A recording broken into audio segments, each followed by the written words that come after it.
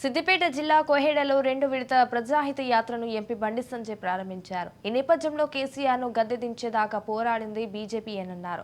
కాంగ్రెస్ నేతలు ఏం చేశారని ప్రజలు ఓట్లు వేసి గెలిపించారని ప్రశ్నించారు. గ్యాస్ సిలిండర్ 200 యూనిట్ల ఉచిత కరెంటు పేరుతో కాంగ్రెస్ ప్రజలను మోసం చేస్తుందన్నారు. మంత్రి పొన్నం, మాజీ మంత్రి కేటీఆర్ తనను తిట్టటమే ధ్యేయంగా పెట్టుకున్నారన్నారు. విమర్శలే ప్రాతిపదికన ఇతర పార్టీలు రాజకీయాలు చేస్తున్నారని, మోదీ ప్రధాని కావాలో రాహుల్ ప్రధాని కావాలో ప్రజలే ఆలోచించుకోవాలన్నారు. సడక్ యోజన కింద గుండారెడ్డిపల్లె నుంచి ముత్తన్నపేట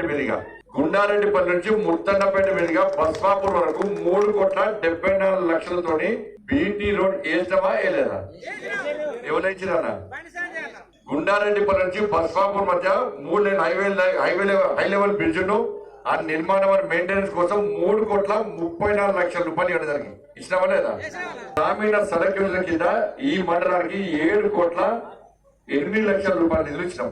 ఇవాళ ఎన్ఆర్ఎస్ కింద మన కొత్తగా పార్లమెంట్ పరిధిలో 28 కోట్ల రూపాయలు మంజూరైన. మన 28 కోట్ల రూపాయలు ఉస్నాబాద్ క్యాన్సర్స్ ఈ రోడ్డు ఇలా ఉంటాయి కదా, 18 కోట్ల ఇదే కదా, మరి కనబడతలేదానే? అంటే ఇక్కడ గాలి కన్నా పోతారు, రోడ్డు ఇక్కడ ఓరు కావచ్చు, వీళ్ళు దానికి గాలి పడదాకా పోతారు కావచ్చు. మరి అది సిద్దిపేట పోతాడు, ఓకే, జిల్లా అదేస్తుంది కదా. సిద్దిపేట పోయేటప్పుడు ఎలిగెత్తుంది సిద్దిపేట రోడ్డు చూసారా? ఎన్ని పైసలు? 578 కోట్ల రూపాయలు ఎవరు ఇచ్చిందే? నేను చేస్తా కదా, కనబడతలేదా? ఈ కోట్ల రూపాయల నిధులు బండి సంజయ్ చేస్తే ఏం తెచ్చిండు అంటే నేను ఏం చెప్పాలి చెప్పాక.